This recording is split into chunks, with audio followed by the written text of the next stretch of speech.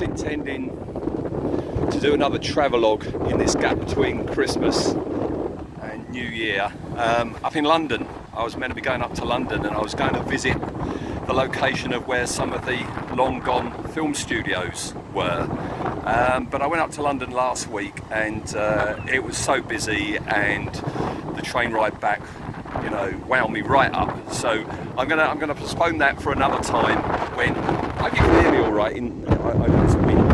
I'm gonna do that another time when everything's calmed down and the sails have gone and stuff like that. All right. So yeah, I still wanted to do a video. So today I'm not in London, as you can see, and you can hear. Where I am is, God, look at that sea. Where I am, I've returned to a place from my childhood yet again, and this is a place we visited regularly throughout the 70s on our day trips to Folkestone. And this is Folkestone Beach, and we go around like that, and that's Folkestone over there. All right, so this is Folkestone Beach. Many a happy memory of coming down here for day trips. Until recently, this beach. Again, I hope you can hear me over the wind. This beach is actually artificial. This beach didn't exist until the 1920s, and before the 1920s, you see over there all the rocks.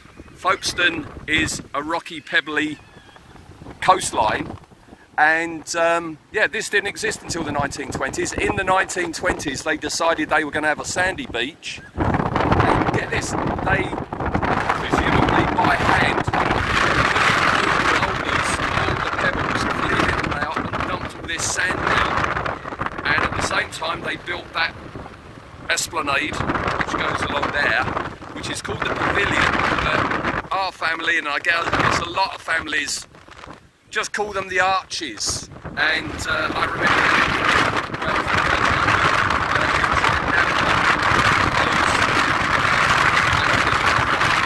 changing place to get, you know, changed in that. And my abiding memory of those Arches is it always stank of piss, because there were no public toilets at the time, and if you want to go to the toilet, you went to the very back of them. All right. So this is the beach, and I think the tide's coming in, so I'm going to make a move, go up onto that wall there. On the other side of that wall, the tide's coming on, but it hasn't. It comes in down there within the hour. This is a big these ships, boats floating again. Yeah, no, Folkestone then, Folkestone. Since Roman times, has had a fishing community here, not a very big one. This was quite a dodgy place to try and beach your craft, but yeah, since Roman times there's been a community here. In Elizabethan times there was only 120 houses here, but moving on from that, I mean, a little while ago I did a video about Dr. Sin and the smuggling down in that's a few miles along the coast that way.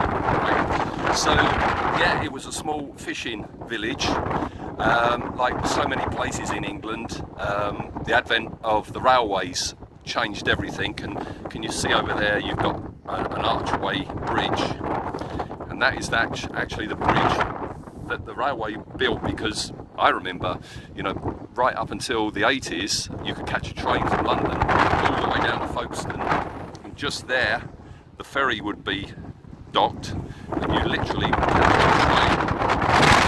Way down here, you step off the train, you got on your ferry, and you went off to France. That's when I was on a school trip. I went to Switzerland. That's gone now. That railway. That railway line is gone.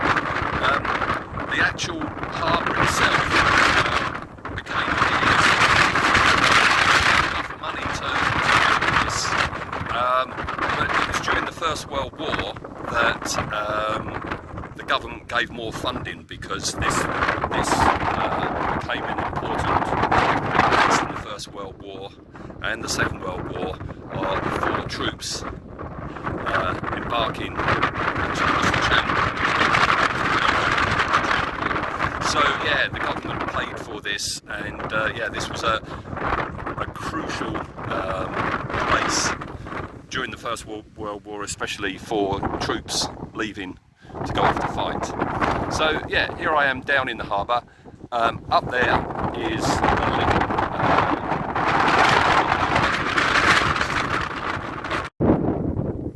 so that's the wall I was standing against just there.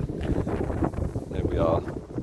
I love history, and you look in the old books of Folkestone in the early 20s, all these buildings, what were here then, with the houses and all the net rooms and stuff like that, everything to do with the farm. It looked like something out of Oliver Twist. It looked like a rookery from London. So yeah, all been knocked down, all been redone.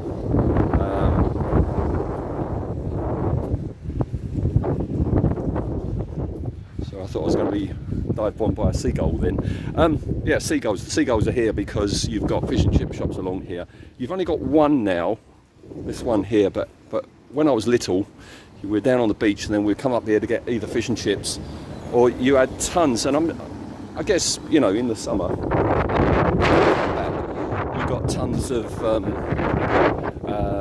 little stalls selling seafood, you know, shrimps and cockles and whelks and prawns. Fantastic. Winkles. Yeah, look, that gives you a kind of like an idea what it was like. So yeah, what we're going to do now is we're going to go through the arches, and we're going to go to one more place from my little childhood, and then we're going to move on a bit. By the way, that house you can see down on the water, that will float when the sea comes back in. That house will float. That's an art project from a few years ago. They're dotted all round Folkestone. There's one up there, there's an orange one up there. Alright, so we're going over there next. Yeah, just about to go through the arches, but yeah, there you go, a couple of photos of what it used to look like back then. These are all new, but these are still old from the fishing days, and we're going to go over there. So that up there is the old high street, which is quite steep, cobblestone, very narrow, still exactly as it was in Victorian times, right? So we used to go there because up there, I mean right now, it's all independent gift shops and art shops and things like that, right? But back in the 70s, that was all your penny arcades and stuff. And Folkestone is a really strange place for me in that, you know, for like 10 years we were coming here regularly, but when we came here we went down there to the beach and to the harbour. We went over there for the penny arcade, and that's the only part of Folkestone we ever saw, right? That's all we knew until the 1980s, and that's the 1980 bit is going to be round there. And that's where we're off to in a second. Before we go there though, I'd just like to say that house up there I've loved since I was a wee boy, and if I ever win the lottery, I'm buying that. I don't know if you can zoom in on YouTube and see that amazing eagle near the top, and then you've got that penthouse greenhouse with a green roof. I love this building dearly, and I want to own it, I'd just like to say. So we're going to head off, we'll go around the corner to, you know, the 1980 bit for me. Folkestone is like so many seaside towns in England and Britain and maybe around the world. Hugely popular places right up until the 1980s, and then in the 1980s cheap airfare came in. Everyone starts buggering off abroad for their holidays, and the tourists went away, the tourist money went away, and it was the death knell for so many businesses and almost every town. You get this up until very, very recently. The likes of Folkestone and Margate, Hastings, just were on their knees. Very, very poor towns, no industry to support it, because what supported their industries was tourism, and it all went. Oh, by the way, that's the railway arch. That's the railway tracks where you can see the people walking, and over there is the remains of the railway station. And we've now got the Harbour Arm, and that's what I was about to say. What is now happening in England, and it's very good, is you are getting investments back into the seaside towns. Margate is leading the way, you know, with the Tate and everything that's happening there. Folkestone is slightly coming back. They've invested a lot of money into the Harbour Arm, and it's a fantastic place to go, especially if you want something to eat. It's a cool place to go, and it's really good to see. Whether this is going to be a long-term sustained rejuvenation of Folkestone, I don't know. You're getting a lot of Londoners coming out now, buying up properties dirt cheap, and all the estate agents, scumbags that they are just raising the prices up to make more profit, which means that if you're local, you ain't got a hope in hell of buying anything. So we're just about to go around into the 80s. Before we do, over there you can really see it now, the white building on the top of the hill there. That's a Martello Tower. That's from the time of the Napoleonic Wars, where there was always the risk of invasion from France. The White Cliffs over there, that's the beginning of the White Cliffs of Dover. Dover is just around the corner there. Right, we're going to go round the corner now to the 1980s, and as I say, in the 70s, that's all I knew. In the 1980s, and I don't know if it was around in the 70s, but in the 1980s, you had a thing called the Rotunda, which was all fun fairs and amusements and stuff like that. So it used to come around here. That's all gone, because like in the 90s and that, everything was knocked down because nobody was coming here anymore. All been knocked down. Anyone who hasn't been to Folkestone in like the last 10 years, you might have a shock now, because all you had round here was the Pebble Beach, which is here, and this, as I say, is what the sandy beach would have originally been like. If you haven't been to Folkestone in like the last 10 years, if my brother's watching this, Kevin, prepare for a shock, right? So you can see there's construction work going on. That's blown off. Hang on. Yeah, construction's work's going on. And up ahead, you've got some very, very London-style apartments being built on the beach. Right on the bloody beach. Now, they'll keep talking on and on and on about global warming, rising sea levels. And with that knowledge, Folkestone Borough Council have decided it'd be a good idea to build apartments on the sea line. So yeah, it's a bit of a shock. This is where the Rotunda amusement park was, and now we've got these big apartments. But where we're going now, can you see, if I stop still, these are beautiful buildings just along here. Can you see that you've got that horrible building at the top? You can see an archway. That's where we're going to now. Right, I'm at the back of those buildings that I was just talking about.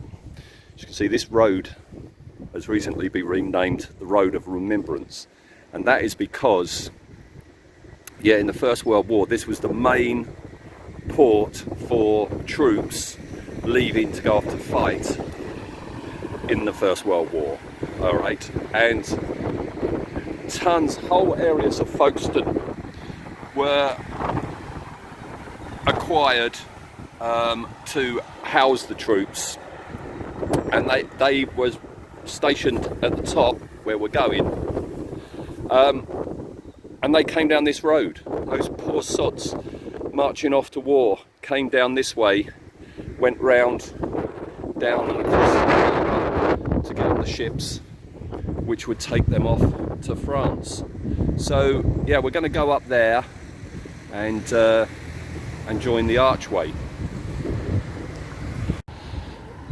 Rather out of breath because that's quite a steep hill. So here we are at the top. That arch is the arch that commemorates those who died in the First World War, and apparently this is the only monument in Britain to the fallen of the First World War. Right, down there you see that green pyramid. That green pyramid is the Lees Cliff Hall. Oh, by the way, anyone who's been up here, bloody apartment block's being built now.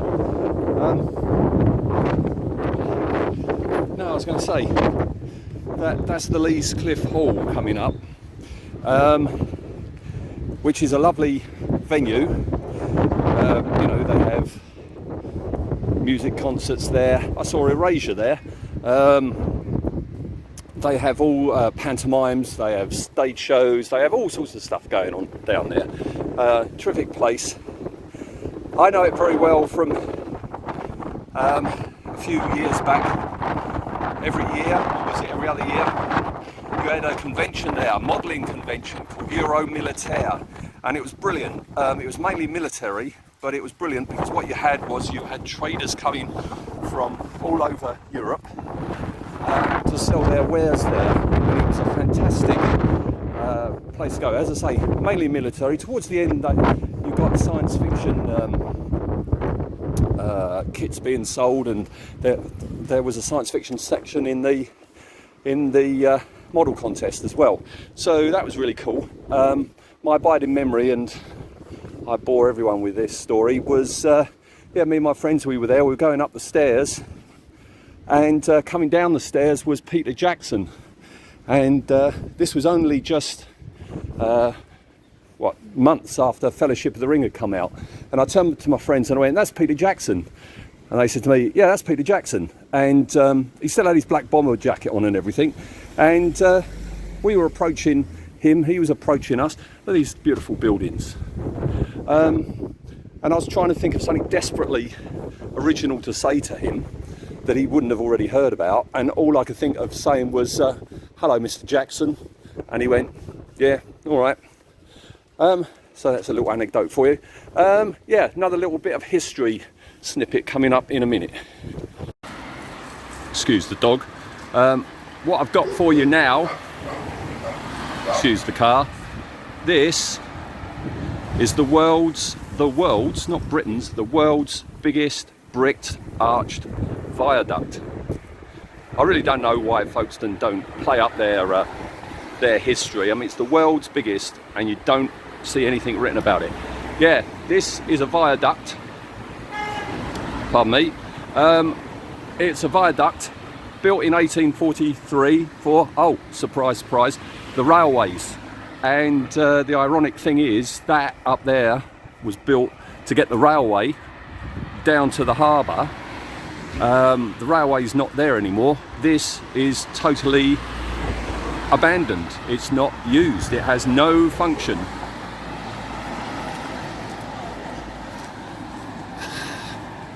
It's incredible today. Every time I go to record, somebody just pops up right next to me. So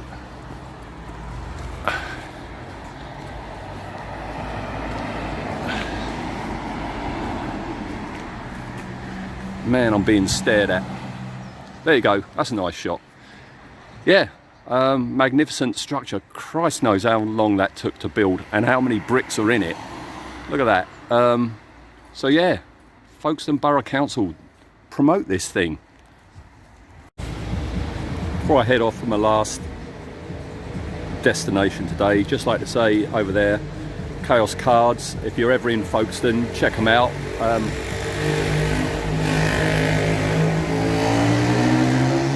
Thank you, motorbike. Brilliant independent gaming shop.